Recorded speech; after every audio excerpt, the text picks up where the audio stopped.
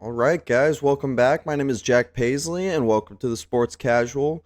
We have a big weekend of football to talk about. We got Wildcard Weekend, so first week of the playoffs, and yeah, let's jump right into it. First game we're going to talk about is the Chargers versus the Texans, which was yesterday, and the Texans end up beating the Chargers 32 to 12. Wildly entertaining game because of how poorly both teams took care of the ball. I think there was like 9 or 10 turnovers, several pick sixes. That it was just a wild playoff game, and Texas ended up coming out top. Their defense played like they were the best defense in the league, and it wasn't even close. They were sacking Justin Herbert left and right, rushing him. Derek Stingley and a couple of their secondary guys were just balling out of control. That it was just a defensive clinic, frankly, by the Texans compared to the Chargers, who I thought just looked like they were going to give the ball to Justin Herbert and just having him chuck it down the field as far as he could.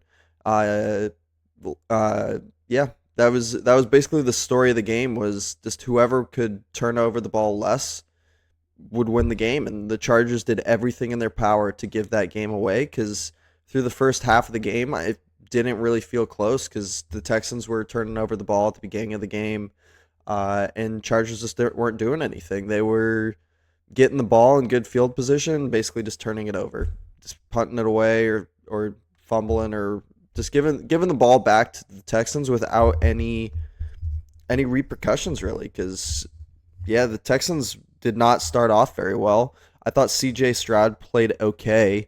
He had that one really big scramble that kind of kickstarted the offense, but other than that, I didn't think he was special. I mean, he was getting hit a lot. Their O line has been a problem all year, which now that they're going to go play Kansas City, I think might be a problem for them in the next round. Because yeah, Nico Collins has been a godsend for them. Because other than that, him and Joe Mixon are really the two bright spots on that offense. Because other than that, they're just getting pounded by teams. And then as for the Chargers, like obviously they were in a rebuild year with Harbaugh coming in. I thought they were kind of an overrated team all year.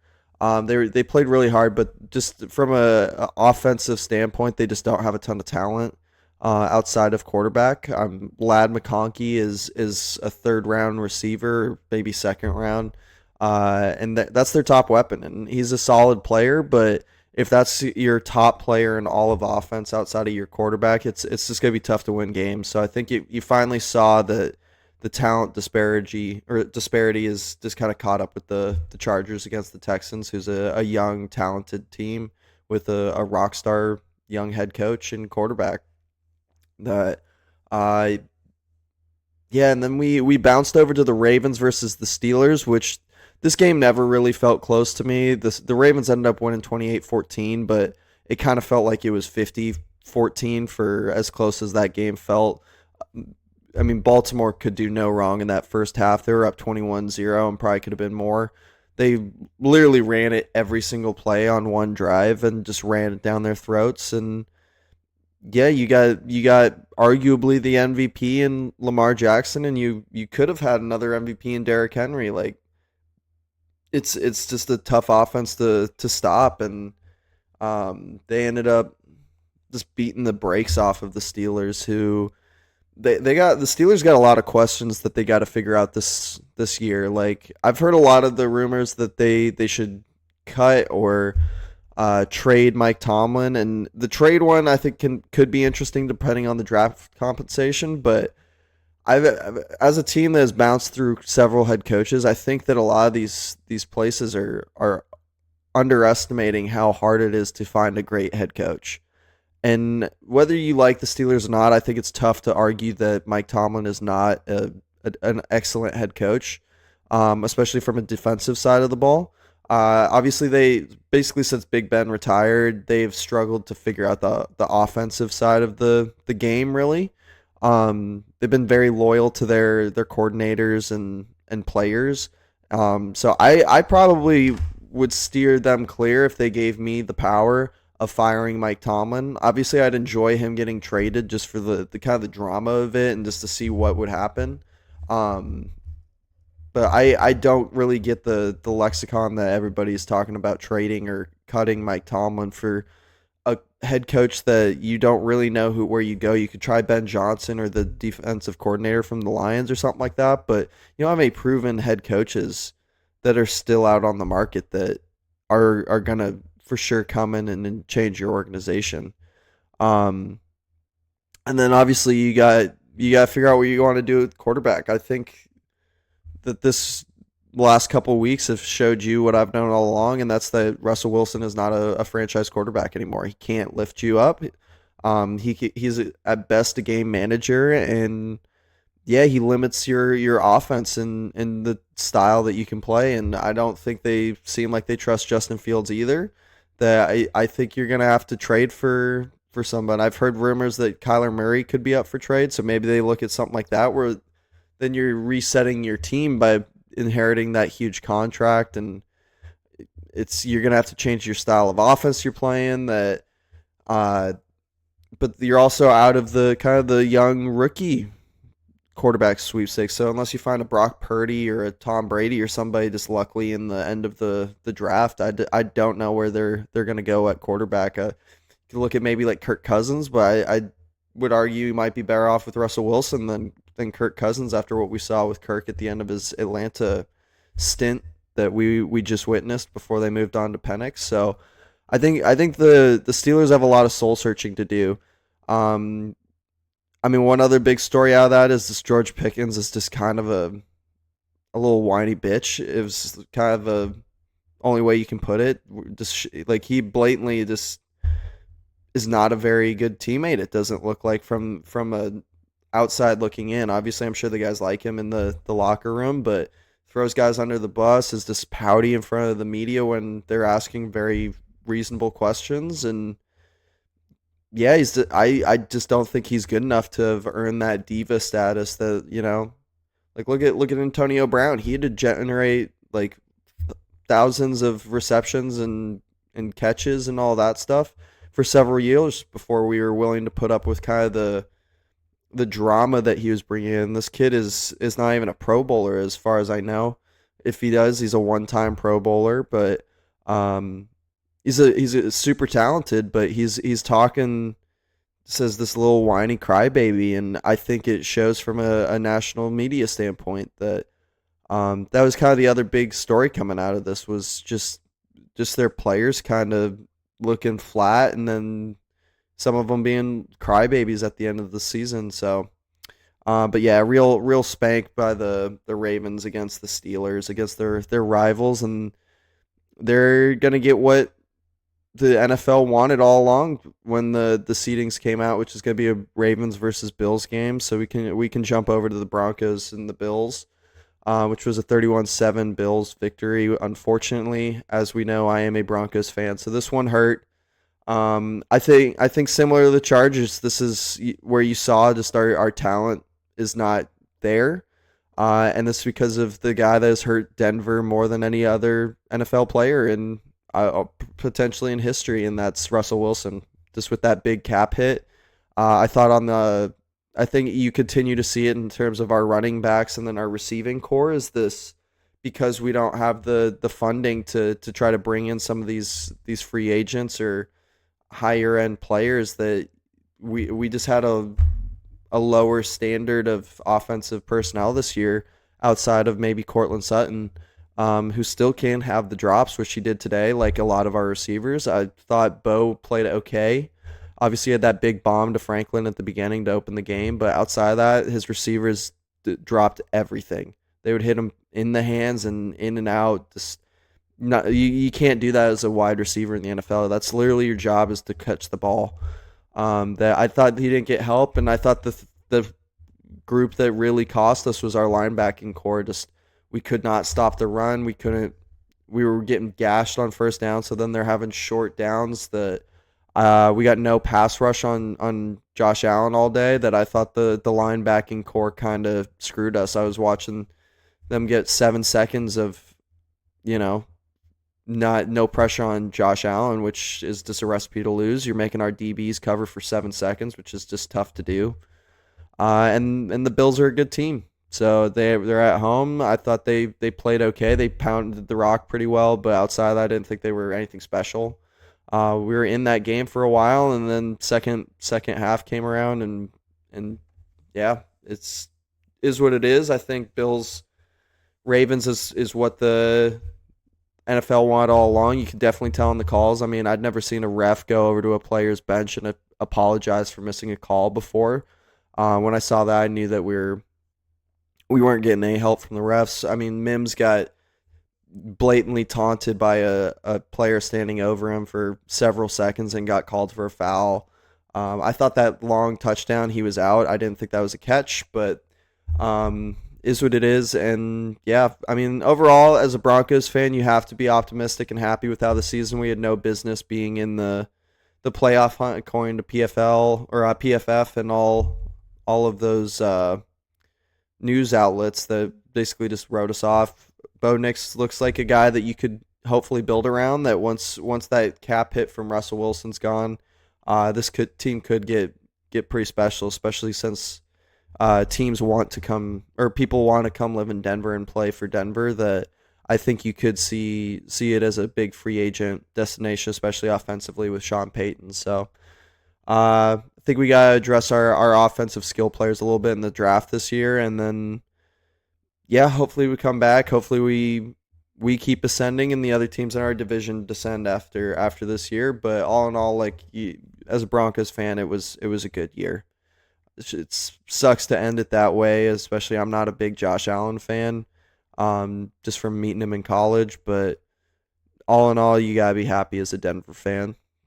And then Packers versus Eagles. This was 22-10 Eagles. This was another one like the Ravens game that just didn't really feel that close, even though the score was pretty close the whole time. It felt like the Eagles were always in control of that game.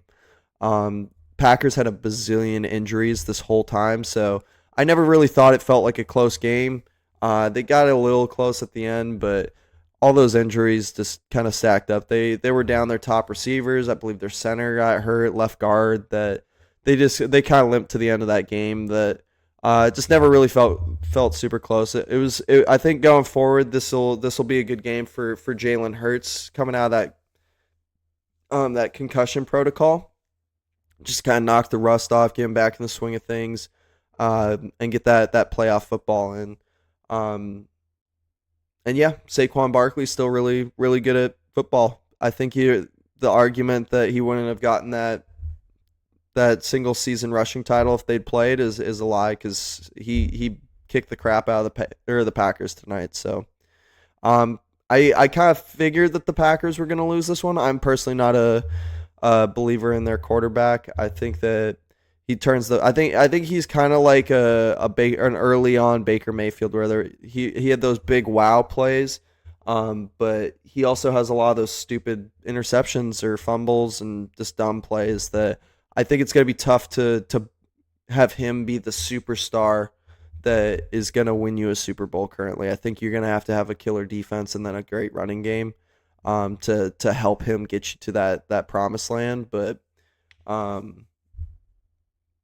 yeah, I mean, I think the Eagles are a team that has a legitimate shot at it all this year. It's just a great roster. I think Sirianni gets a lot of shit for no reason, just because he's a little different, and then Philly fans are kind of spoiled.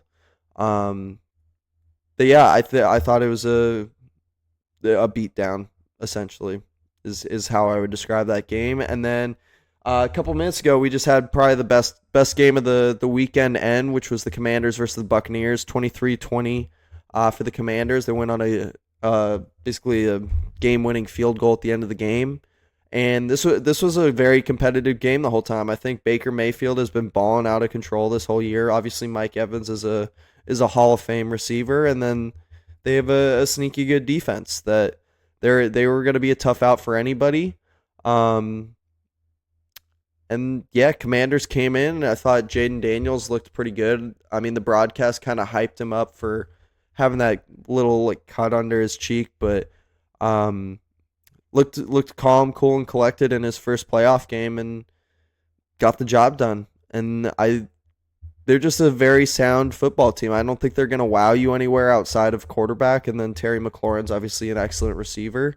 Um, but they just know how to win these close games. Dan Quinn has done an excellent job, and that new ownership group that came in and bought the former Redskins, now the Commanders, have just brought some stability to that organization. Which, if you're a DC fan, is that's about all you want to see. You go from picking number 2 overall to the first round of the playoffs, getting a victory. Like that's like the Texans last year. That's what you want, and you got the offensive rookie of the year. Bo Nix had a little bit of hype for a couple of weeks on how he's playing, and rightfully so. But looking back at just like the offensive rookie of the weeks, it's got to be Jaden Daniels. He's won, I think, like 14 of the 18 or something stupid like that. Um, yeah, they got a young superstar in his hands. As long as he can avoid the RG3 thing and stay healthy and kind of follow the roadmap that like Lamar kind of set down as a dual threat, kind of slimmer quarterback. He's probably got to get a little bigger over the offseason, just help keep him healthy. But they're going to be a tough out. Is kind of is what they showed tonight. They can compete with any of these guys, and Cliff Kingsbury has made Jaden Daniels into a legitimate starting quarterback. I would argue probably top 5 in that NFC. Definitely top 10 in the NFL currently, at least this season. We'll see going forward if he has kind of a CJ Stroud like slump. But this year he's legit. So tomorrow we got the Vikings and the Rams. I personally think the Rams are the biggest sleeper in this playoffs. I trust Matt Stafford in these big spots. I mean, another Hall of Fame quarterback, obviously already a Super Bowl champion, and then with a receiving core like that, and then the sneaky good young defense as well, and one of the best coaches in just the world. I think they're a scary team to have to play. They're playing at like kind of a common, like they're playing in Arizona, so it's almost like a bowl game in college. So home field's not really going to be an issue for either of these guys.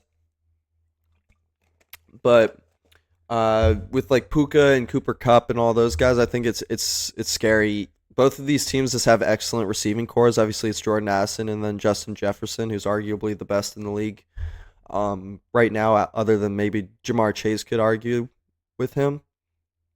But yeah, it'll be fun to see how that game goes. I personally think the Rams are going to win it, but wouldn't shock me if Sam Darnold and the Vikings got it done.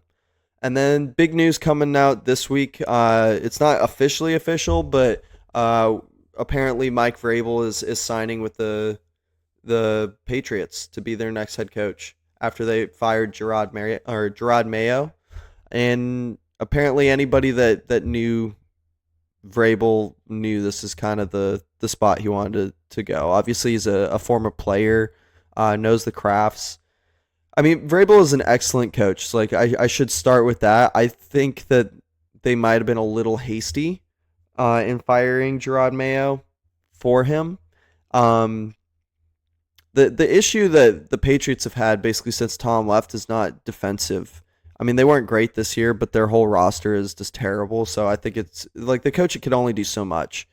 And Vrabel's obviously going to bring in just a very competent organization that's going to be run well and theoretically should be competitive as long as they can figure out the kind of the roster side in terms of depth. Like I think the only real starter unanimously across the league that they have right now would be Drake May. I think Drake May would start on the majority of teams outside of those guys with the top 10 quarterbacks.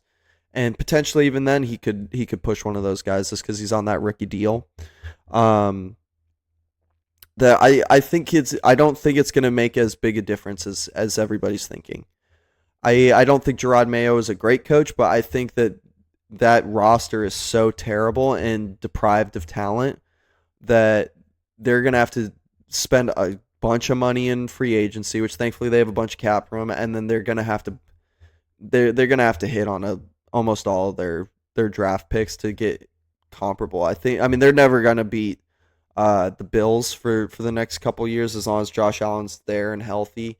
But playing for that wild card spot, they're gonna have to completely revamp that roster and we'll see. I obviously he's gonna be an excellent coach. Out there, he's already got that proven track record, but I don't think it's gonna make as big a leap as like Jim Harbaugh going to the Chargers. I don't think you're gonna see that. I think the Chargers had a better roster than the Patriots do currently. Um, but yeah, that's kind of the big news. Obviously, he had been linked to literally every opening as a hopeful hire, but it's looking like the New England Patriots are gonna have their coach of the future in Mike Vrabel, and good for them. And we'll see if he can replicate his success that he had at Tennessee out in basically his former stomping grounds out in New England. And yeah, we'll report back tomorrow after Monday Night Football and the final wild card playoff game and talk about just what went down. But yeah, this has been Jack Paisley at the Sports Casual. Thank you for watching.